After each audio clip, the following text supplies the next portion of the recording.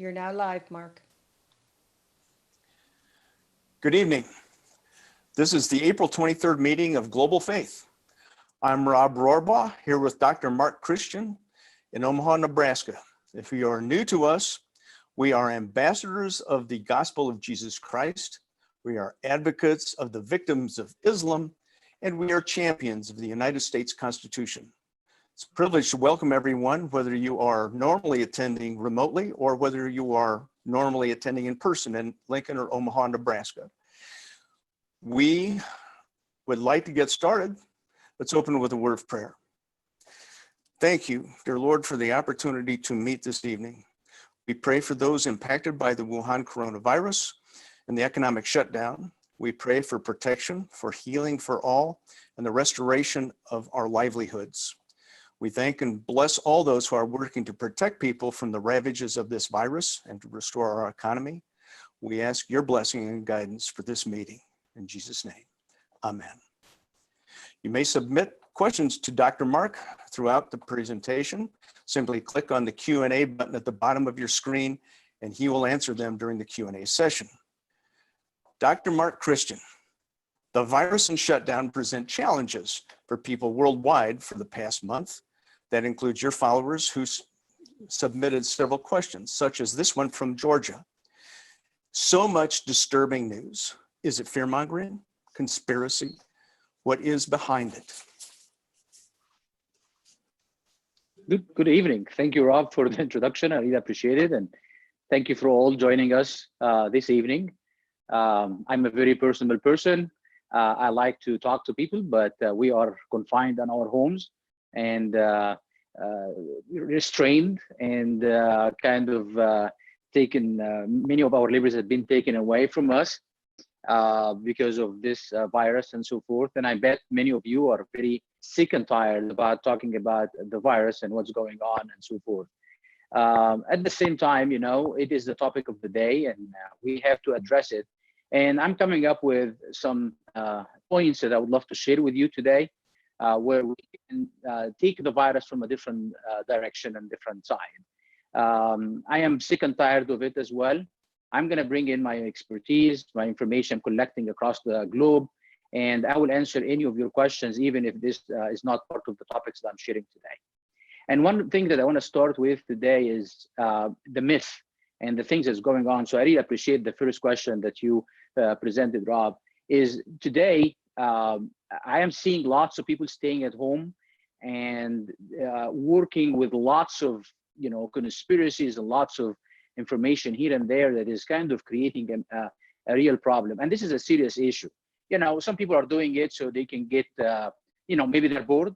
Maybe some people wants to get some followers, relevancy, whatever the case is. But this is very dangerous. When I first came to the United States in 2005 and coming out of Egypt, and you know, I am, you know, trying to navigate into America and see what's going on and so forth. And the first response I start seeing is the lots of misinformation and lots of imposters who were talking and taking advantage of 9/11 and what happened during that time. And you know, some were very good and real patriots who are trying to do the right thing and fight the good fight and present the information, sound the alarm and so forth. And others are not so much. But here is the problem. The enemy who is lurking in the side, trying to and to destroy and to deceive and to do all the things that we are witnessing nowadays, is going to take advantage of the mistakes that we do. And the seriousness of the issue of 9/11 has been, you know, downsized by those who are trying to take advantage of it, and it caused lots of serious problems and lots of, you know, lose of credibility and so forth. And people start losing trust and not understanding what's going on and so forth. And nowadays, I think that I can actually bold enough to say that the term Islamophobia and all those kind of terms that discredit the standing against the jihad and so forth came mainly from those who took advantage of 9/11 and tried to make a buck for themselves or be relevant or be famous or whatever they're trying to do. So let's learn from the lessons of our history, even recent history, and try to stick with facts, try to stick with the seriousness of the issue that is at hand. Try not to add more fire to it and so forth. Rob and others in my circle and myself, I come across a lot of articles, lots of things that is talking about, this is what is going on, and this is and the Armageddon, and it's end of times, and the horrific situation is going to happen, and what's going on with the economy and so forth. Well, we have to be very credible. We have to stick with facts. And the fact of the matter, this is a serious virus. It's a deadly virus. And, to say that China created the virus from a scientific perspective, there is lots to, hard to convince people that China, created the virus. It slipped out. It was an accident out of the lab. Maybe that's something we can talk about. But we need to stick with facts as much as we can, because it's a serious issue. It's a problem and so forth. I want to highlight some of the problems that I see. One of them is actually even with some Christian leaders who decided that they want to take advantage of this and try to push a message that, you can go out and don't worry about it. And, as a Christians, Jesus will save us, and God is, have this, and we can have to fight, and we don't have to worry about the virus. As Christians, we have the shield and the armor of God, and it's not going to affect us and so forth. And ironically, the Bible has answers to those who are trying to take advantage of that and try to push misinformation. And in the Bible, Jesus during the 40 days was confronted by the devil. And at that time, the devil tried to, talk to him a couple of things. And one of them says, why don't you jump and the angels will carry you and you will land on your feet, as in Luke 4:20. And Jesus responded by saying, I want to put the scripture exactly. Jesus answered, it is said, do not put the Lord your God to the test. So it is unbiblical to try to deceive people about, that, if you're a Christian enough, if you are a follower of Jesus, if you are a godly person, you should not worry about what's going around you and so forth. That's a mistake. It's unbiblical. Jesus answered, do not put the Lord your God at test. Well, are we testing God? No. God can save us. God can protect us. God can heal us. God can do miracles in our midst. But at the same time, we're not going to go out there and challenge God and say, you have to take care of this and so forth. God has a plan. He's going to stick with his plan. He doesn't going to change. He's not going to change just because you decided that you want to have more followers and go on TV or on YouTube or this platform like this and try to recite some words and stuff like that and deceive people by this. Well, but at the same time, should we depend on God and his healing and so forth? Absolutely, we should do. But we should not put the Lord our God to test. I'm not the one who's saying this. It's Jesus who said that to the devil himself. Are we dealing with the serious issue? Are we dealing with the problem? Yes. But is it as big as the left and the media is trying to make it? No, it's not at the same time. One of the things that I've seen actually myself is talking about medical professionals and how they are bombarded and how the hospitals are, a war zone and they cannot deal with it and so forth. As I practice medicine. This is a profession I take so pride in, proud of. And when I see that people are talking about medical professions that way, it just hurts me. So I actually had to pick a phone and make a couple of phone calls to other friends who are working in different states. I have many of them actually maybe online right now watching me. Some in our state, some in Kansas, some others in California, in Georgia. And I actually made phone calls with all of them. Hopefully some of them are online right now. And I asked him, how is it going? How are you dealing with this situation? And I was so happy to see that the media is pushing a narrative that is not true about the great medical professionals who are doing the job relentlessly and fighting the good fight. It's not those nurses that come out crying and all that kind of stuff that was going on. It is a serious issue, but people are doing the job and they are standing firm to fight the good fight and do the good things. If I go back to my, my days when I was practicing medicine in Egypt and early on, I was at the ER at the Cairo University, a city of 20 million people. And you've talked about a war zone at the hospital and how doctors are standing and fighting and doing the right thing and doing the good work and so forth. You know, I can remember, you know, at that time I had a girlfriend that she was probably watching ER and George Clooney and stuff like that. She thought that I am at the ER. She come and visit me. She tried to call me. I was not answering because I was busy. So she came in to look at me and to see, you know, where I am in, you know, and maybe you can meet me at the back office and we have a couple of kisses or something. But it did not work that way. She walked in and I was in the middle, covered with blood, taking stitches for somebody who has serious wound injury in their head. And, you know, I would just, after that, had to leave her because I have to resuscitate somebody in the hallway, a young girl that fall off the balcony. And I have to resuscitate because there is no room, there is no beds, and the operation room was busy. So this is a war zone at the hospital. People are over there are losing it, or they are, you know, doctors are kind of don't know what to do and so forth. No, this is what's just the business as usual. This is what doctors do when when it is needed. So when I hear about, you know, American doctors having serious problems, this is a serious issue as well, because, you know, the medical profession in the United States and the name that we have in the medical profession in the United States is a very important, and it's a big revenue for hospitals and so forth. People seek medical help in the United States, and I've seen that firsthand as well. With all the propaganda that is media coming out, people across the globe are starting losing trust in the United States, in the medical field of the United States. We cannot handle a virus. We cannot handle ventilators. You know, somebody who's gonna come in for a transplant, he says, you know, maybe I should die in my own country instead of going to this mess of a medical professional, medical area, you know, because it's wrong. So the media and the left and the propaganda that is going on is not only hurting the medical profession, it's hurting America to the core. It is making America look like a nation that cannot handle a serious issue like this, you know, and that's a serious issue that is going on as well. So we have to stick with facts, and we try to propagate. And I'm asking, you know, medical professionals and others to go out and to share the real information and what's going on, and to stick to the facts and so forth. This is one of the issues that I want to share today.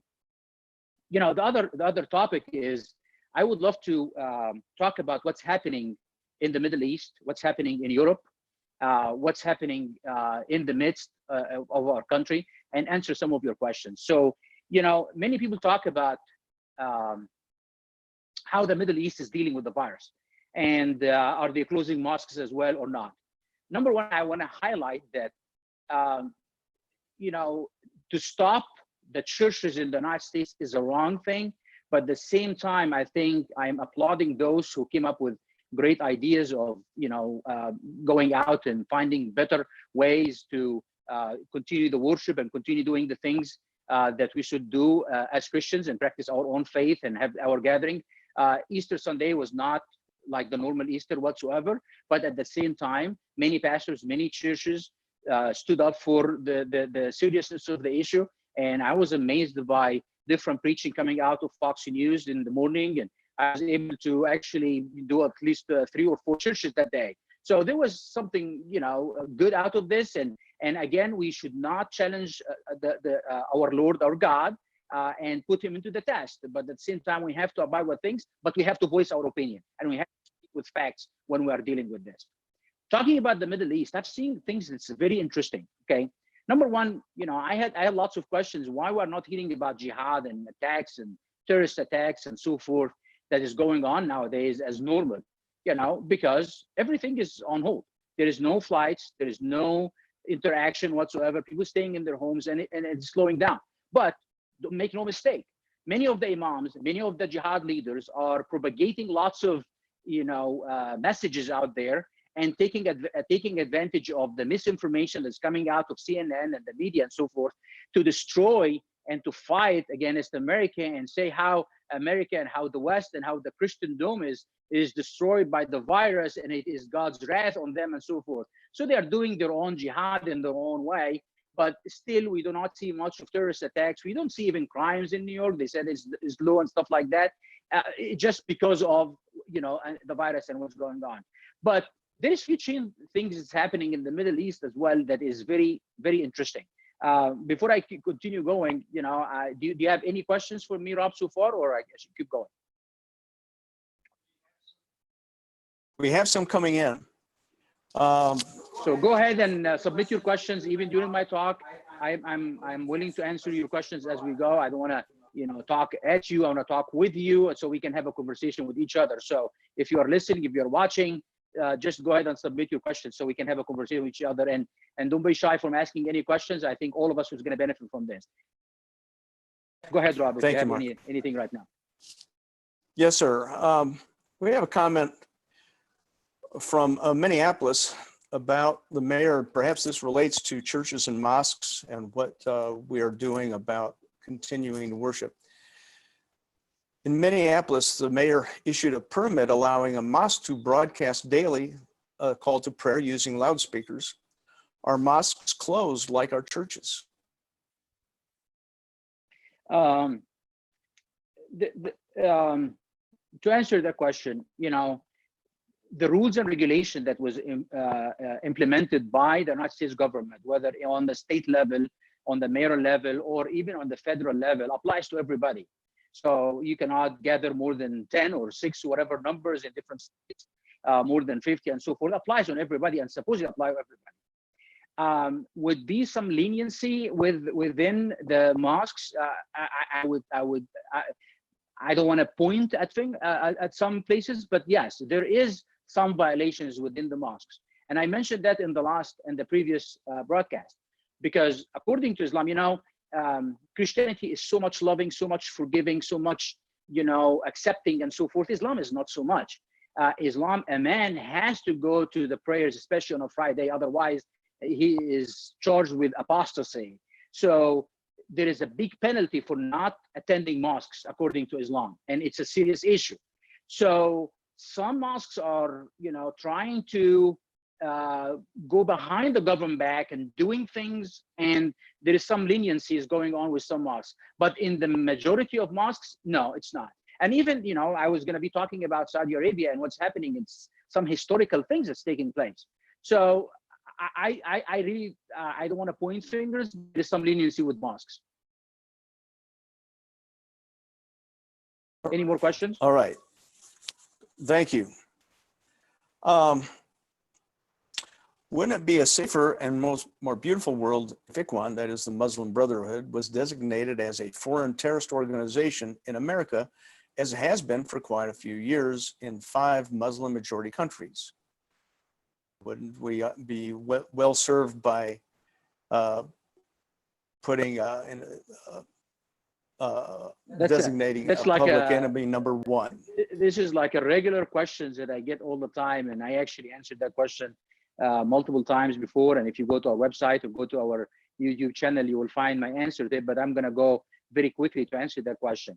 In those countries that designated the Muslim Brotherhood as a terrorist organization, they do not have our laws and constitutional rights that we have, until we got the coronavirus. Then we start losing our constitutional rights. But we have laws and constitutional rights over here that is not similar whatsoever. Thanks God for that. That is not similar to other countries. Okay. The Muslim Brotherhood is a serious organization that really a very bad platform. It's kind of the mothership of all the Islamist movement and so forth. It's actually, and number one is, many of you know very well that I am can talk about the Muslim Brotherhood very well, because my great uncle is one of the co-founders, and my dad and my uncle, both of them, continue to be members in the organization till this day, and they are high ranking, and they have been since the 60s, actually from the 50s. They have been part of the organization. So I'm talking about the organization from somebody who knows exactly what that is and what looks like and what they can. And I totally agree 100%. It's a terrorist organization. But the fact of the matter is, there is lots of members of the Muslim Brotherhood in the United States who are American citizens, who are professionals, who are business owners, who are, like I mentioned, American citizens born here or get neutralized and so forth. To the organization as a terrorist organization in the United States will put an extraordinary burden on the government, and it will be fought in the court for years to come, because as soon as you designate them as a terrorist organization, you have to confiscate their business. You have to put monitoring systems on their finances and all that kind of stuff. And with our constitution and rights is going to put a lot burden, and so it's not as easy as you think. It's not like Trump is going to make an executive order tomorrow and do that. Well, that's a very simple thing to do, but after that we will be fighting this in court. And unfortunately, with the way that is right now and the left and so forth, it might be a win for them. So I don't think it is the right decision to do. And I had this conversation with people within the administration and others who are serving, and it's a very hard issue to do. It is fair to do, but it's very difficult to do in the United States of America. I hope that answered your question. Do you have any more so I can go to the second topic? We certainly do, Mark. I'll take one more question before I go to the next topic. All right. This relates back to the virus issue that you discussed sooner. What are we trying to accomplish through the shutdown? Are we just trying to keep people from getting sick or mitigate the impact of the virus? Perhaps the cure is worse than the disease. He points out Sweden, who has worked through it and has still been successful in mitigating the virus impact. I'm going to answer this question a completely different way. And, I'm going to take this question and go to the second point before I go to the answer. And I encourage you to submit your questions as we talk. So do not be discouraged from me not taking the questions right now. I'll try to take them as we move forward to the different topics. So please submit your questions as we move forward, okay? And challenge me at anything. I will try to answer as the best of my knowledge. If I don't know, I will tell you I don't know, okay? So when we are looking at the virus and what we are trying to accomplish, it's a very good question, okay? And you have to understand that this administration is no dummies. There is very smart people within the current administration of the United States, and they know what's going on and what they are doing. And Trump knows very well, that the financial situation of the United States was biggest platform for the upcoming election. And destroying that kind of platform, destroying the economy of the United States, has been something that the CNN and the left has talked about for quite some time. Bill Maher said that I wish we would go to recession and people lose money. That was 2 years ago. That the economy will collapse, so we would not have Donald Trump second term. They said that multiple times, so they are not keeping it a secret. Now they are not talking about it because they believe that people have a very short-term memory. I don't, and I think many of you don't. So you understand very well that they have a plan to destroy the economy, and they have no problem whatsoever to destroy the economy. Especially when Nancy Pelosi and others are not destroyed whatsoever. She still enjoys the enormous multi-$1,000 fridge in a multi-million-dollar home and eating an amazing ice cream that I wish I have some of as well, but she can enjoy all of that stuff and talk about destroying the economy, because her economy is not destroyed. It is us who are destroyed, and Donald Trump is destroyed in the way. So make no mistake, Trump understood exactly what's going on, but you have to understand as well that there was a tsunami that was coming in. And he tried to weather the storm as much as he can early on. And you remember the talks about, I will close China, but, calm down, things are not that bad. And it is similar to the flu. More people die from the flu. Maybe more people died in 2000, during Obama administration, during the N1H1 virus and so forth. And that's true. Imagine today, if we have the same kind of meter going on with everybody got infected, everybody dead, from the flu, from the swine flu before, in the previous virus, and you have 60 million Americans who got infected by that virus. I'm not minimizing the number of deaths. I'm not, every life is worth it and so forth. But the seriousness of this virus is not equal to shutting the government and shutting the United States economy and destroying the world economy the way they are doing it. It's not. But Trump and his administration had no choice whatsoever other than doing so. Because imagine if he didn't. Imagine if he stayed open. Imagine if he stays, let's do business as normal. Imagine the attacks that will go on today with every person die and from every person infected and what's going on. And they will exaggerate and make it bigger and bigger and bigger and bigger. And it actually might destroy and have the same effect of closing the economy that we have right now. So This was weathering the storm, bending down when the tsunami is coming, or trying to do the best we can. So make no mistake, the administration knows exactly your concerns, knows exactly what's going on. They are no dummies. They are very smart people within the administration. And there is very smart people within what's going on. But at the same time, it is time to open up. But we should also try to do the right thing and do it in the right way. We need to outsmart the devil. We need to outsmart those who are trying to destroy the economy and try to do it right. And the administration is doing so. So when we are looking at the current situation, is it serious? It is. But is it serious enough to destroy the economy? Not. But there was no choice other than doing this. And it's a time to open step by step so they would not attack. And you can see right now, when he presented a medication has been used in France and many other places and so forth, and the regimen that was used, and they attack him. No, it's not working. It cannot work. And then try to say, oh, because he has stake in the market, stake in the price of the drug, $24 he invested in that. So they attack him if he talks about a cure. If they attack him if he's talking about health, they attack him for everything. Look at the media and what they're talking about. It's attacking Trump. So imagine all those attacks if he did nothing.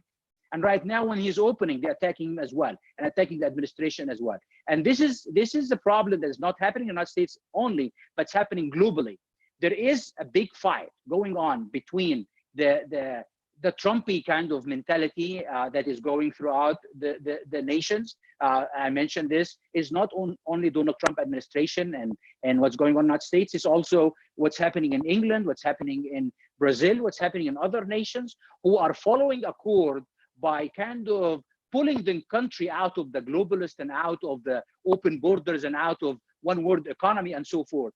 They are attacking all of this. So this is a big fight going on between two forces. Trump is a big figure in that, but he's not the only figure, if that makes sense. Okay. I want to jump in onto the second topic over here when we're talking about what's happening in the Middle East. I would love actually to jump into Europe, but let me talk about the Middle East very quickly. So I follow the Middle East closely. I follow what's going on over there, and I need to highlight that in Saudi Arabia there is more than 160 royal family members who are actually infected by the coronavirus, and this is why Saudi Arabia is in a lockdown. They cancel all flights. They asking every person to leave if they are not Saudi citizens, and they are doing whatever it takes to stop the virus from spreading over there. And one of the things that they did is actually they have the king in one palace under crazy supervision, and the crown prince, who is actually the pseudo kind of king, or he's the king really. He is 500 miles away in a different palace, locked down as well, with a very strong security and guidelines and so forth, so they can be protected. But this is not the biggest thing that I've seen in Saudi Arabia. What's happening in Saudi Arabia is interesting. They changed the call of prayers. Okay, the call of prayers that part of the fundamentals and the pillars of I'm figuratively I'm saying part of Islamic theology that they make the call of prayers and it happens 5 times a day, and it was strict wording that has been going on for the last 1400 years. They decided to change the call of prayer, and they start adding words to it. Like I said before, in the call of prayers, it is an obligation for every Muslim man, especially men, more men than women. Women does not even have that obligation, that they have to go to the mosque to pray. And a Muslim man has to go to the mosque even during the week. And their Friday, which is the big day, like our Sunday, they have to go over there. If they miss 3 Fridays in a row, they are considered apostates of Islam, and they're supposed to be put to death, as Islam teaches. Okay, but they changed the call of prayers for the first time since 1400 years, and they added a couple of verses. So the call of prayers is kind of multiple verses, and it is giving Allah praise, and then Muhammad, and then call of prayers and so forth. And part of the prayer is come to the mosque, let's pray. This is part of the prayers. Come to the mosque, and they say it like 4 times, okay, in different ways. So they changed that, and they said, stay at home and pray. Stay at home and pray. They say it twice in the call of prayers. For many, they look at this very, not of a seriousness and stuff like that. But I really look at it with a real seriousness. Okay, if you are as a Muslim leaders and imams, and they issued multiple kind of fatwas coming out from the authority of Sunni Islam in Egypt and the Sunni Islam of Saudi Arabia, the top two authorities of Islam altogether, the highest imam and so forth. And I want to share with you an encounter that I had with the vice president of Egypt, the previous vice president of Egypt, just a little bit ago. I'm going to share that. So they changed those call of prayers and make fatwas and so forth, so they can keep the country safe. Not only that, but actually they stopped and canceled the pilgrimage to Mecca this year.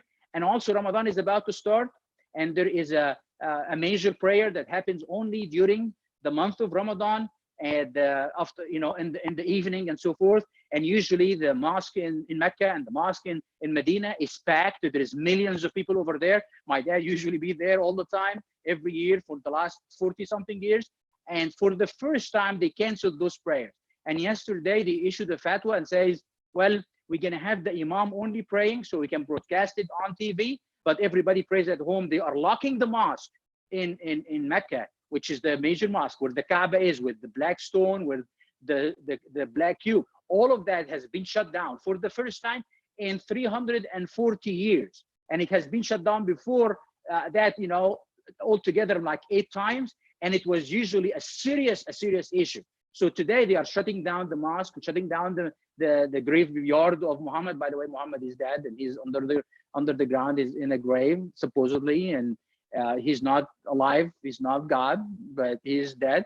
And nobody go to his mosque, and nobody can visit him because of the fear of the virus and so forth. So lots of changes taking place in the Middle East. That is amazing to me. So my question, as a smarty pants as I am, you know, and I always, you know, come up with those questions that got me in lots of troubles before, is if you are willing to change the call of prayers for the first time in 1400 years, and you are willing to make some changes within the fabric of Islam itself, to shut down the mosque, to cancel the pilgrimage. Pilgrimage is the 5th pillar of Islam. They are canceling the pilgrimage. They are putting new rules and regulations. No more apostasy, not to go to the mosque. You are encouraged to go to the mosque. Would it be a very wise thing to make more serious changes within the religion so it can adapt to the current times that we live in? Maybe we should maybe start talking about revisiting the jihad, and should we not do it anymore or so forth? Why it is only allowed to change the call of prayers so you can protect the king and the crown prince and the economy of Saudi Arabia and the royal family and the kings and of multiple Muslim countries, and you cannot change things? And that's an interesting question. So I actually asked a similar question to the previous vice president of Egypt. I can post some of, I took pictures of that. So, you know, the previous vice president of Egypt was posting a, you know, celebratory kind of a message and so forth. So I actually, if he's following me and I follow him and stuff. So I said, hey, you know, he says, you know, it's time for change, and we try to look at Islam from a different perspective, and maybe Islam is more peaceful and so forth. And he's kind of more of a open-minded and trying to push an idea of, you know, reformation of Islam. So I said, how are you going to reform Islam and celebrate the reformation of Islam while it is forbidden to do so, and so forth? And he responded back right away and says, doctor, and he doesn't want to mention my name, you know, because my name is more Christian now, so he doesn't want to. He said, just doctor, I think you should not resort to those statements and stop this propagation of that Islam cannot be, you know, accepted, and there is lots of reformation happened throughout history. And look at Christianity and look at the witch hunt and things is going on, you know, in Europe and so forth, and Christianity has been able to be reformed. So I said, well, so your only example and only hope and only way is to mention about what Christianity went through. What about Islam that you're talking about? Do you have any examples? You know, and then there is an imam from Saudi Arabia, from Medina, jumped on the conversation and said, what you are saying is wrong. You know, it has been always reform and peaceful and so forth. So I responded and said, this is the same like, this kind of Grand Imam, one of the followers of Muhammad, like the disciples of Muhammad, he said, Muslims are the best of all human beings because they will bring people in chains so they can convert to Islam. So he was shocked a little bit and started being angry at me. And then he responded and said, well, you should pick the right words from those, imams and disciples, because they have said other things that don't be picky and pick the bad things. And I said, bringing people in chains does not negate anything good that they said other than that. And so I'm mentioning all of this, and I can post the interaction back and forth if you want me. But the fact of the matter is, they are willing to change. They are willing to do things to serve their political agenda. And if the king is in danger, if the crown prince is in danger, if the president is in danger, they're willing to make changes. But changes to adopt, no, they will blame us. They will blame the West. They will blame the Christendom. They will blame Christianity for all the mistakes. Nobody till today said, you know what, we have a mistake within us and we have to try to fix it. No, nobody was willing to do that. They always has to blame me and blame others. And the only example they have hope with is what Christianity went through. Maybe they should consider the whole Christianity and forget about Islam altogether. So it is very interesting what's happening in the Middle East altogether, and how they are reacting to the coronavirus. And mosques actually are closed in Egypt, in Saudi Arabia, in Emirates. There is lots of restrictions that they are taking and doing multiple things over there. And there is lots of changes to adapt to the current situation. But still, the numbers, like, it's interesting for me to look at a country like Egypt, for example. And my dad is a physician, and my brother is, and I used to be part of that, but they own a hospital right now over there, and so they are in the hustle and bustle of things. And I got worried, and I called, and to check on them and so forth. And it is a serious issue in Egypt. They're still actually functioning in a big time. They closed some businesses, but not everything. And they still under the 3,000 people, sick, and there's few doctors lost their lives. One of them used to be my colleague, but still the death is under 500, and they are doing different. I don't know why it is spreading like this in New York. But why, I don't know, because we don't have the facts. We don't have the statistics and the real facts and who is dying and not. And I actually, when I listen to some of the professionals who are talking about exaggerating and stamping coronavirus death on anybody with a heart disease or lung disease or whatever, they do that. The other day, Jack Tapper came out and said, there is a case that actually we found out that is actually even before coronavirus came to the United States, and because she has this woman in California and so forth. They are trying to bring more and more. So they are not staying with the facts. I think we should. Any questions at this point in time in what I mentioned? Yes, sir. We have questions about what's going on in other countries. What's the truth? In China, how is it that the virus has not spread more widely? In Iran, what is the severity of the virus there? Those are great questions. I can tell you this. I'm not an expert in what's happening in China. I don't think anybody is, because the lack of information and transparency is great. In Iran as well, it's a serious issue. I've seen videos, people say people are falling in the streets and dying, and the same thing in China. Are the numbers, equate what's going on? China is a dictatorship, is a communist regime. They can put rules and regulations. They can shoot people in the streets if they're not following. So I'm happy that we do not descend into this kind of a law of the Chinese. Iran is completely, we don't know what's happening over there whatsoever. And they're trying to provoke the United States in a way so they can kind of elevate the spirit of the Iranians by provoking, and Trump responded right away and so forth. But here is the thing, we do not know. That is the fact. We do not know what's happening in China. We do not know what's happening in Iran. We have no idea if the president or the dictator of North Korea is dead or alive, or he has coronavirus, or he is still in control of his country. No, we don't know, because those regimes have no transparency whatsoever. Some people trying to gather information, but here is the thing.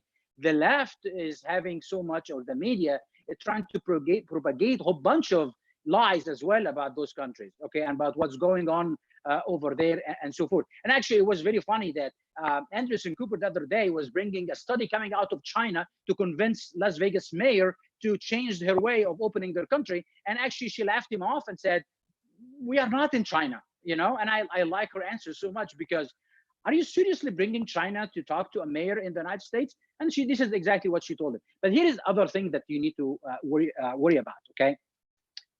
The current administration was able to weather the storm of the virus as much as they can. They shut down because was the only way that they will be able to weather that tsunami against the administration.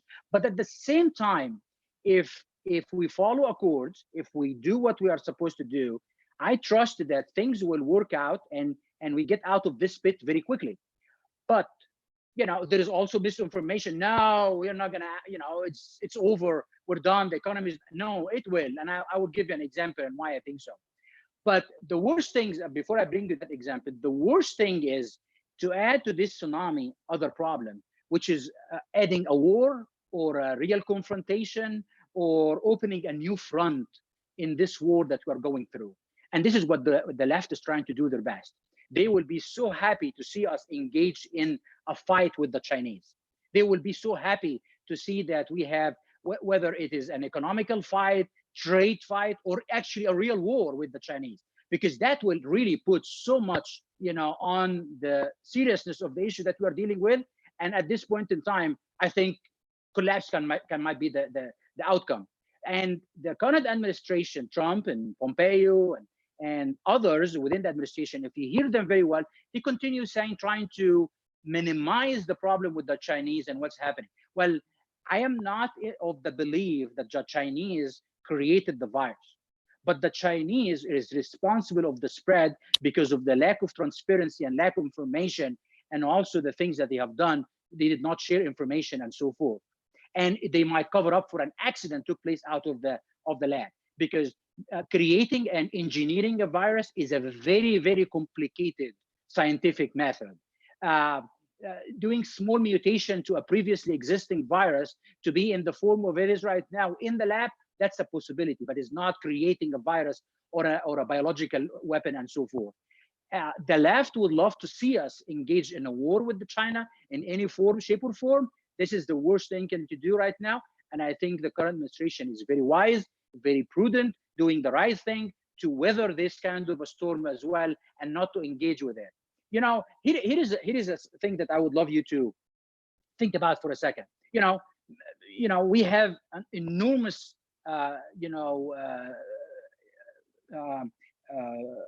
machine in the United States in research and so forth. And there is strict regulations and strict rules beyond your belief, okay? I worked in research when I first came, and even that time, 14 years ago, the regulations was unbelievable, you know, and was very difficult to navigate through and updates and so forth. And they're getting more and more strict on rules and stuff like that. Why? Because America is a transparent and honest country. Whether you hate America or not out there, those who hate America, we are, you know, we are the best of the crowd, okay? We are the best nation ever existed on earth. We do not say that we are perfect, but we are the best nation out there. And we have transparency. Imagine for a second that this accident that we are talking about that might took place in China was actually took place in the United States. Imagine how much, you know, transparency will be requested from the world towards the United States to tell us exactly what happened and who created this and how. And you know, the media and the United States, officials will be the first to present the information. Remember Abu Ghraib? Remember the things that happened in Iraq? We are the one who put our dirty laundry out there because we are a better nation than others. But for China, they are covering it up. And Chinese supposed to be taking responsibility, at least financially, for the disasters of what took place in the United States and in Europe and other places.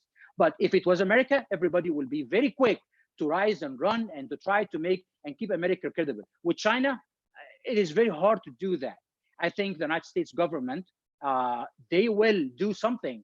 It will never be in the magnitude of going after an honest, transparent nation like European nation or the United States, but at least in some shape or form, rest assured that this current administration, and hopefully will continue with this administration and not getting Biden, because he might not be able even to say what's going on to the Chinese, that we will keep the Chinese accountable in some shape or form. And I think there is nations, especially Italy, Spain, and other nations are forming some plans of how to keep the Chinese accountable, at least responsible about what's going on. Any more questions? Mark, on your second topic, a week or two ago, Benjamin Netanyahu survived a serious challenge to his power and administration. Can you comment on that and on the status of the deal of the century? A great question. The deal of the century was one of the big accomplishment of the current administration and Trump administration through diplomacy and so forth, and working with Middle Eastern nations and so forth. And I talked about it extensively. And again, I refer you to many videos that I put out there, and the plan was established. And the left within Israel and the left within United States hated this whatsoever and tried to do their best, especially in Israel. They tried to stop Netanyahu from continue to being the prime minister, so they will take one of the key players that was dealing with the deal of the century. And the deal of the century was basically a deal that the current administration of the United States, working with other nations in the Middle East, Muslim countries, and Israel, to kind of put a plan together for prosperity and ending of the conflict between the Palestinians, so-called Palestinians, and Israel for good, by the backing of the Muslim countries. And it was a very ambitious plan and so forth. Right now, with the coronavirus and the tsunami that is going on and taking the whole world by storm, everything is put on the back burner. And and that's why the challenge to Netanyahu did not exist anymore. And now he was able to to form the government and to be able to, after I think 4 or 5 times of running for election and tried to frame him in multiple scams and hoaxes and stuff like that. The same thing they did to Trump. Remember, when we used to talk about Ukraine and China and Russia and other things like this, it seems like all of this is gone. They have been replaced by the virus and how bad it is. It seems like he was not an agent for the Russian anymore. Trump is. He's not working with when he got caught, like the big eye guy, talked about and so forth. It seems like all of those went down on the side completely, and now it's the coronavirus. They are using whatever weapon they have. This is what they are trying to do, and you have to remember that very well. And on the front of Israel, I think the deal of the century, unfortunately, is put in the back burner, and this is why we need to very quickly and in a smart way and stick to the facts. Please stick to the facts. Everyone listening today, stick to the facts. Everyone is writing, or somebody who's writing an article or putting a video about a bunch of hoax and stuff like that. Tell them nicely, you want to make an extra buck or make yourself famous. Please don't do it right now. Do not hurt the nation for the sake of personal gain. Let's stick with the facts so we can get out of this, get back to business, resurrect the nation, and resurrect all of those agendas that was going to be very good for the country. And I believe that we're going to be able to get out of this very, very quickly. And I'm going to tell you why. I mentioned that example. I myself, my personal, experience in life. At some point in time, when I was working as a physician in Egypt, and I was making good money and so forth, but I was young and I didn't care about what's tomorrow. I was not looking for lots of savings. I get money and I spend it, and on things that I needed, and things that is building my life, buying house and buying multiple things and stuff like that, and so forth. All of a sudden, as some of you know, there was an attempt on my life by my own father, and all of a sudden I am ridden, and I was not able to work. I was not able to bring any income. I was sit in my place for. I stayed a couple of days in the hospital, and then after that, I could not go anywhere because there was lots of burns and so forth, and I want to keep this face going on and keep my hands and all that kind of stuff. So I had to be like a vampire away from sunlight. I cannot go, work while I was in the stage that I was in. Well, I had no income whatsoever going on. I was in a house arrest. It's self-inflicted. How it sounds familiar? I was in arrest, but I was trying to, spend from my savings. I was trying to navigate through my life. And I know for sure that I have a clinic, I have a practice, I have a license, I have a talent, I have an education that is very easy. As soon as I get back on my feet, open my door, get out of my house, and get to work, I will be able to start bringing income again. This is the reassurance of the foundation that I have. We have this foundation in America. We have this foundation in America. The reason that we are trying to put stimulus package and so forth, so we can keep this foundation intact. So when we get out of our homes, we'll be running very quickly. Yes, I have lost a couple of patients. I lost a couple of perspectives and so forth. I have to work harder to put myself harder out there, and I did, and it worked very well, and so forth. It took some time. Yes, it will take some time, but we'll be back on our feet. Everything is in place in the United States to go back to business. This is why we have to have the stimulus. This is why Nancy Pelosi is not a dummy. You know, when she says, I'm not going to give money to the small business, then she's postponing because she wants to destroy that infrastructure. She wants to destroy that platform. It's not about she is, you have to understand what she's trying to do. She's not about socialist and all that. Yes, she is anti-American in every perspective. She's enjoying her ice cream and she wants to have keep power whatsoever. She doesn't care about this country. She has no care about whatsoever how this country will recover, because for her, recovery of America means losing election, and she's not going to do that whatsoever. So what we need to do and understand, what is the current administration is trying to do? What is America trying to do? Forget about, I'm not over here trying to push one person, or one candidate or another, even though maybe you might get that from me, but I'm not officially saying anything. But we have to be pro-American. If we kept the infrastructure, if we kept the business going, if we kept everything intact, as soon as we get out of our homes, we will be able to run and we start the business again, and we get back on our feet very quickly. And that is very crucial, okay? I can take one more questions before I jump on the second topic, because I would love to talk about what's happening in Europe as well. Do you have any more questions for me, Rob? I have lots of them. It's hard to pick from, Mark. Let's before we jump back to that, maybe this will be a little move in the right direction. In Saudi Arabia, they appear to be moving from a theocracy to a more liberal democracy. Is this real or a political show? I'm so sorry. That's not true whatsoever. They are not moving to any direction whatsoever. They are a theocracy, and they are a dictatorship, and they will continue this way because this is the only regime that any Muslim know for the last 1400 years. Even a president is a dictator. Even a president is a pseudo king. So the idea that they are moving into any direction, that's not true. Islam can adapt and change because of the theocracy, the theology of adaptation, so we can further the goal. What's happening in Saudi Arabia is very simple.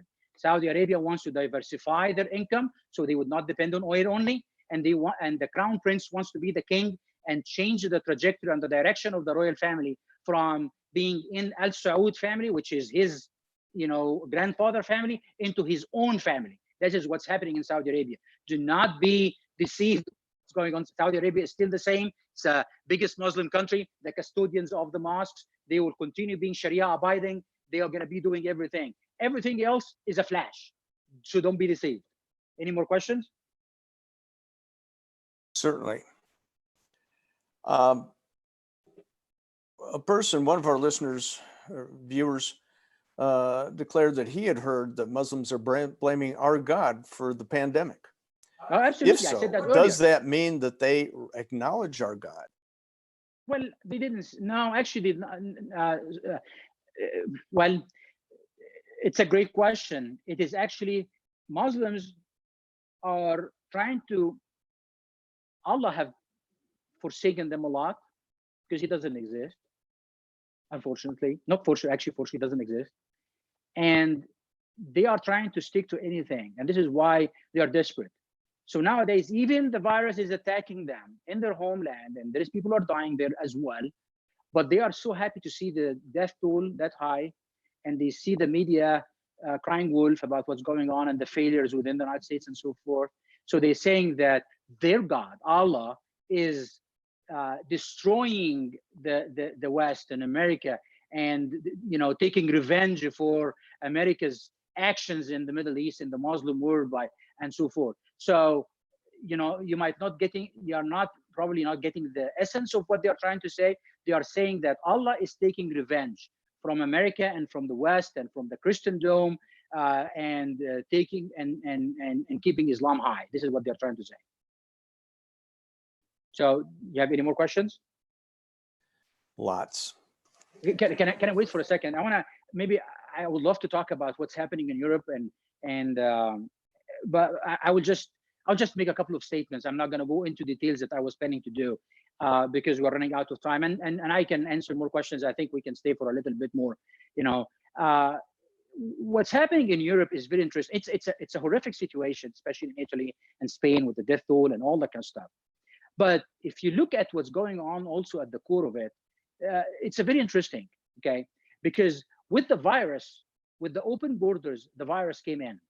But all of a sudden, every nation is trying to create some kind of virtual borders around themselves within the European Union and not trying to have anybody or influx from one country to another within the European Union. And when they're asking for help, for example, Italy is asking for help, or Spain asking for help, and other nations asking. Everybody is kind of, now we're taking care of our own and so forth. And when they're asking for masks, or asking for some equipment, they have to ask China for stuff. So here is the thing, and a great observation. And actually, if the media is fair, they would talk about the crack that is going on within the European Union, like I've never ever imagined and seen or predicted ever. There is a serious crack in the European Union altogether. And the European Union might collapse totally. There might be serious changes after the coronavirus. And that's all good for different nations because it is, again, it's the globalist agenda altogether. I would love to go into more details of that and what's going on, but I encourage you, maybe since you're home, stay away. You want to talk about, what's going with coronavirus, look at what's happening in Europe and dig more into it, especially what Italy is going through and Spain, like I mentioned, and so forth, and Germany. And Germany, by the way, they're doing a great job. Germany is doing a great job. Look at the morbidity and the mortality and the people who have been already cured, and look at the numbers. They are doing a great job. And also the current administration is looking at that. They're not talking about it a lot, but Germany is doing a great job. Look at the number of that. They are the lowest mortality in all nations, across, and they are transparent, by the way. They're not like China. They're going to say we have this number and this. They are transparent, but they're doing a great job. But right now, every nation is holding on dear to its own and not trying to share anything. That's a serious crack, serious destruction of the code of the European Union altogether. And that is very interesting.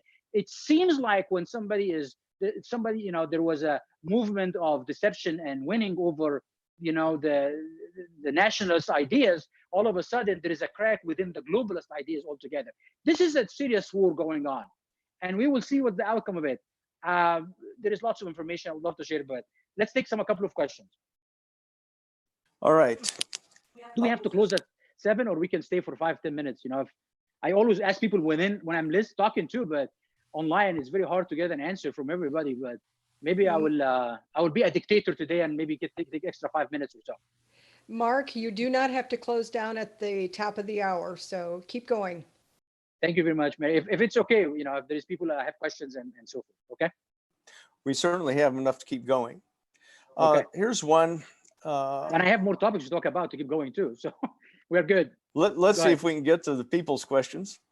Here's one that involves some history of the Harvard School of Health.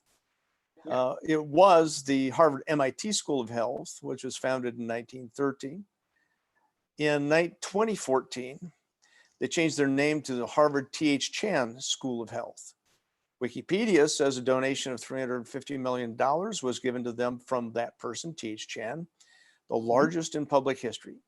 He is a Chinese entrepreneur, or was a Chinese entrepreneur. Who influences our government more, China or Islam? And how do we fight this influence in our schools? Well, it's a very good segue from what's happening in Harvard and big institutions. And I don't want to, go into attacking any of them at this point in time. But I want to answer the question about who is influencing our government. Since the beginning, there is two forces, the force of good and the force of evil. We can give good, different names, different shapes, different names, different person, and to the evil the same thing. Evil exists and continue exist, and good continue exist until the second coming of our Lord and Savior and the end of the world, and things will be much better than it is for some, and others are not. So there is a force of evil. You cannot say that the Chinese are the force of evil, or the Islamist movement is the force of evil, or the left in the United States is the force of evil. The force of evil is the force of evil. And there is some weird reason there is that you can see affinity between evil getting together and finding a coalition. That's why we, many of people actually that very well knowledge and educate a lot about the axis of the green and red axis. The green and red axis is the axis. It's the work that is going on between the Islamist and the communist or the left, which is Russia or the Chinese or whatever it is. The forces of evil. So, who is influencing? Looking more into the Islamist movement, okay? And the Islamist movement is a very interesting. I'm not only a student. I lived it. It's my DNA. Okay. I'm not saying this lightly. It's seriously. It's my DNA. Islamist movement, from a political and theological and historical and even current history of different nations and Saudi Arabia kingship and the Emiratis and the Egyptians, is part of. I was not playing Xbox. This is the stuff I was doing when I was a kid. So it's part of my DNA. And they have they had a very weird history of actually themselves was able to work together with communists and socialists. And socialism in itself has a strong affinity between Islam and socialism, and goes back into history, by the way, because in the core of communism, it's talk about dictatorship and control. And Islam is a dictatorship and control. You have a caliph, and when the caliph fall, they have the kings and so forth. This is the mentality and the mindset. So there is a strong affinity between the two. In the current United States of America and in the West in general, you will find the same axis between the red and the green and working together. The thing about the Islamist movement, it's more dangerous, and we can open that for debate, which one is more dangerous. Both of them are evil, both of them are devilish, both of them wants destruction, and the devil wants deception and destruction for all humanity until the day of the second coming. So in my opinion, Islamist movement is more dangerous, and I'm open for debate for that. Why I'm saying this? Because the Islamist movement has a theocracy or theology that is keeping them intact. And it has actually went through the test of time multiple times. And somehow, some way, even though it is faulty, even though it is not factual, even though for many, many reasons, it should not have to survive, but it did survive. And it will continue surviving, okay? And this is why early on I talked about the Reformation, because, Islamist leaders, the grand imam, not the big imam from Medina that answering me and debating with me, and I will post this about the Reformation. They know very well, every imam, every religious leader, as Sheikh Qaradawi said one time, if Islam starts reforming, Islam will fall apart. But it's not till today and still intact. And also they have a strong economical power and organizational power that started with the Muslim Brotherhood.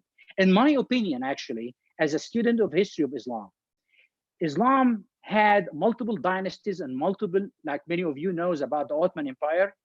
I believe that the Muslim Brotherhood is even stronger than the Ottoman Empire, in my opinion, because they were able to form this kind of a platform that is globally, and also they kind of mastered many of the techniques and the strategies of different nations, and including them within their organizations, and work hard.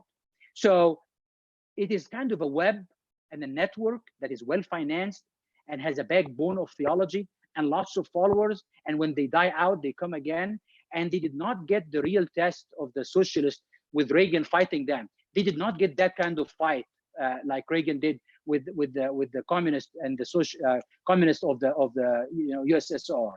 They never had that yet, and hopefully one day they will. But until then, they don't. So they are working. Chinese, Russian, communist, socialist, within the government, within the institutions of the United States, within the religious institutions. Unfortunately, I talked a lot and wrote a lot about the influence of this axis into our schools, into our religious institutions, into our government, and how they are allowing to lobby and allowed to do things that they cannot do anywhere else. So in my opinion, Islamist is more strong, but they cannot succeed without the left giving them the glove that they can wear to destroy America. So all of them working together. Look at it this way. How many Islamists out there? They cannot succeed without the Bill Clintons and the Hillary Clintons and the Bidens and the Obamas and the Michelle Obamas and Nancy Pelosi's and Schumer's and all of those and Bernie Sanders. They cannot succeed with those. Are those Islamists? Yes, they are, because they are tools in the hands of Islamists. Are they Muslims? Not. Some people will tell me, but Obama is. I don't care about what his position is. But all of those have been tools in the hands of the Islamists, and the Islamists are very good in recruiting and working with those people who have no faith, no foundation, nothing other than hunger for power. And those are the best tools in the hands of Islam. The Quran says so. Any more questions? Yes, sir. And boy, does that underscore our need to carry out and return to founding principles where we do have that basis. There are a couple of them. One asked about President Obama having more meetings with the Muslim Brotherhood than his cabinet, and it talks about promoting the overthrow of, pardon me, of leaders like Mubarak. Another person asks about the Trump administration doing anything to weed out Islamists within the State Department, Justice Department, and Defense Department. Could you make comments about all of those? President Obama was one of the biggest champions of the Islamist movement, and he did so much damage to the United States of America throughout his 8 years of presidency. And he gave it lots of power and so forth, but also his failures was the platform that Trump was able to function of and to try to do things that he's doing today. And actually, I'm saying this because I look at the bigger picture, and I look at how God works in mysterious ways, and I look at the amazing thing that God can use an evil plan and make it for good. So throughout the Obama administration years, I was looking at what he is doing in the Middle East and the bloodshed and the destruction and so forth, and the change of regimes and, removing Mubarak and so forth. Mubarak was not, he's dead right now, but, he's not like an angel, but he was keeping the country intact from the Islamists and so forth. Obama came in and changed and destroyed the Middle East. But then there is new regimes came in, and all of those nations, Saudi Arabia, United Arab Emirates, Jordan, Egypt, Bahrain, Kuwait, all of those nations are strong, powerful Muslim countries. They would not have ever worked with Israel and the United States today the way they are without the failures of Obama and the Obama years. So we need to trust in God. We need to trust in his plans. We need to continue in prayers. We need to be educated. We need to fight the good fight and elect the good leaders and to try to do the right thing. We depend on God. He's going to win the fight, not us, because we're not Muslims over here, that it is upon for them to chop the head of the apostate like me or kill those who offended the Prophet of Muhammad, like Obama said. It is God who's going to win this fight and this battle, but we need to do our job. Okay, going back to the current administration, what they're trying to do to weed out. Well, I mentioned earlier how hard it is because of the United States Constitution, fortunately, and God bless America. We have Constitution, we have rights, we have Bill of Rights, we have many things over here that we cannot function like Saudi Arabia. All of a sudden, throw a bunch of people in jail and take their money, and nobody's going to challenge the government. People can challenge the government, and the current administration is doing a great job by trying to take one step at a time. But make no mistake, the left understands that. The glove that the Islamists has been using for quite some time understand that, and they're doing their job to distract, whether with Russia, with Ukraine, with impeachment, with coronavirus, with whatever.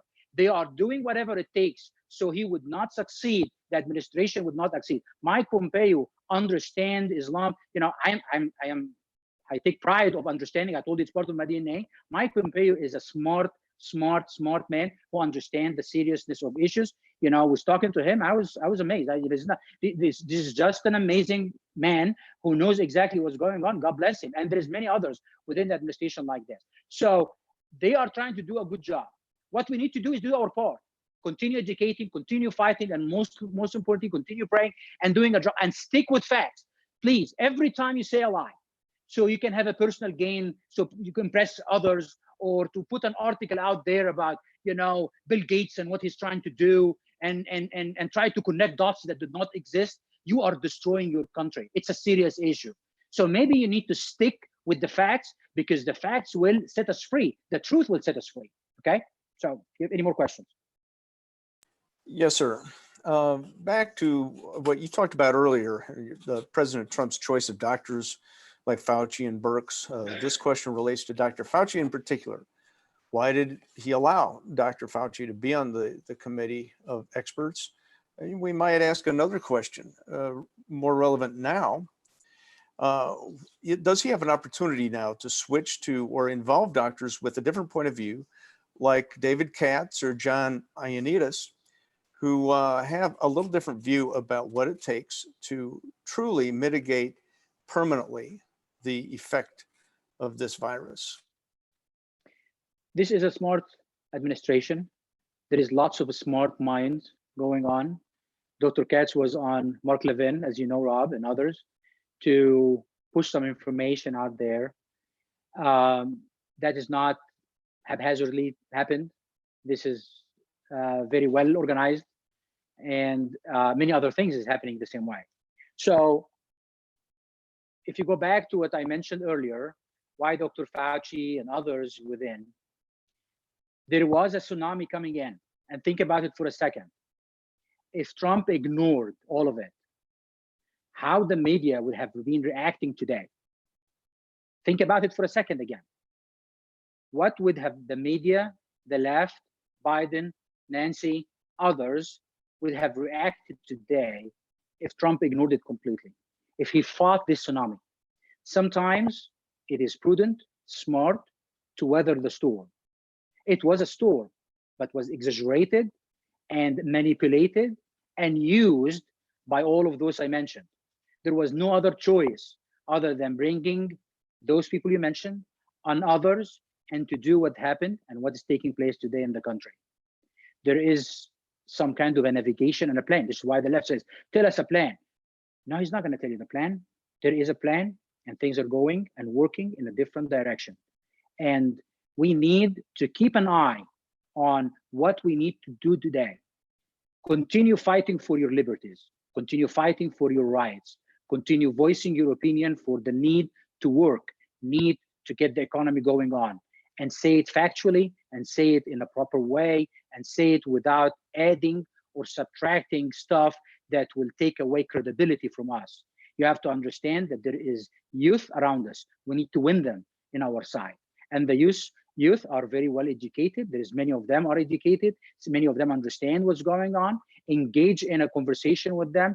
Do not put any kind of misinformation out there, because it's going to harm the plan. So everyone who was involved and is involved today is involved because there was tsunami, and there was no way other than the best route of action was to weather the storm. And this is what was going on and is going on right now. Mark, earlier you mentioned Bill Gates, and I think at that time cautioned us not to speak about that which we do not really know. But is there anything you can tell about his role in the virus and his vaccination program? Yeah, I can tell you, Bill Gates, his daughter is marrying an Egyptian, so I kind of interesting in a way. So I just mentioned that I don't want to go into conspiracies and so forth. He's trying to be relevant. Is he powerful? Yes. Is he connected with the other, with many people that I mentioned that they are not playing on the right side? Yes. But this is a fight that we should not even engage in. It is not relevant at this point in time. The same thing. Is China criminal? Yes. Should we go fight with China today? Wrong. Because we do not want to pile more problems and put more stuff in our plate at this point in time. It's not the right way to do it.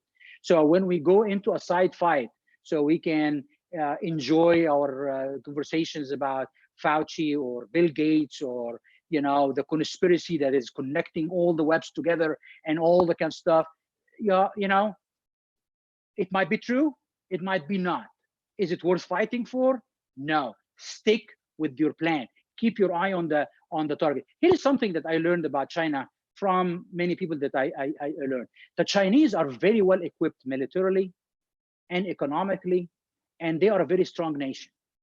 But they will never, and I heard this from top military leaders in the United States active right now in meetings, that the Chinese is not gonna go and be distracted by any small fight here and there.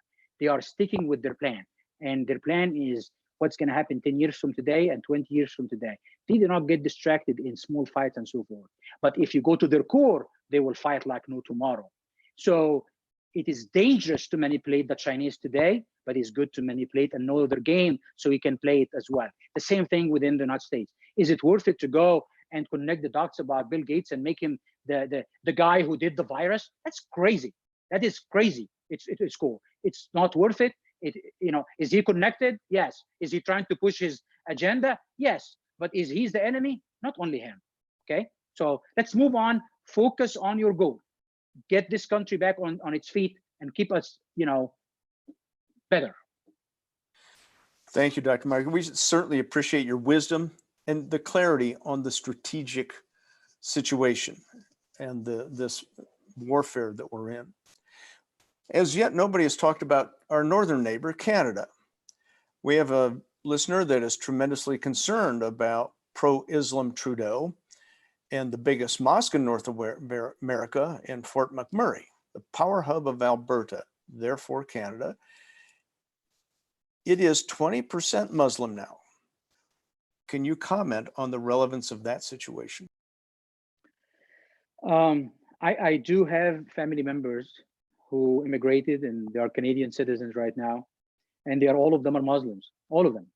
Well, I don't have actually anybody in my family is Christian except my son. So Canada is in a serious issue. They have an open doors for. Let me say it this way: Europe is not in trouble today because of their actions that they have taken in the last 10 years, but Europe today is in serious danger because of the decision that they made 30 years ago and more. And I see Canada today doing the same exact mistakes at a time that the outcome will be multiplied multiple times. It's a serious issue. I think that the biggest problem is they need to have a change of leadership. They have to have a serious change in their leadership and their immigration system and their immigration criteria and what they bring in and so forth. But make no mistake, the problem is not the number of Muslims out there. The problem is the leaders of those Islamic movement over there, because Muslims are tools. Muslims are human beings like you and I, who are open for the truth, open for the realities, open for a better future, taking care of their families, taking care of everything that they hold dear, like you and I. They are human beings. They are created in the image of God, like you and me. But there is leaders out there who wants to recruit them, having them on their side. And there is nothing worse than having leaders like this continue functioning, have a platform, and also we not doing our job by reaching out and propagating lies and conspiracies that does not exist. Muslims are not your enemies. Their leaders are. Your own government that is letting the leaders of the Islamists are the problem. You need to have a change of leadership, and you have to have a change of attitude to understand who is your enemy and who is not. Okay? I hope you will. I don't want to take so much time. I would love actually to talk for more. I have so much to talk about Europe and Canada more, but I would rather actually end at this time, and hopefully you will join us next month, praying that we will be in person with lots of people, and also I'll continue doing the broadcast for those people nationally that want to join us. But I love, our followers that will come to our meetings and so forth. So I miss them dearly, and you know who you are. And if you are tuned in today, I miss you so much. You are my family. You are you're my backbone. I miss all of you, and hopefully to see you next month.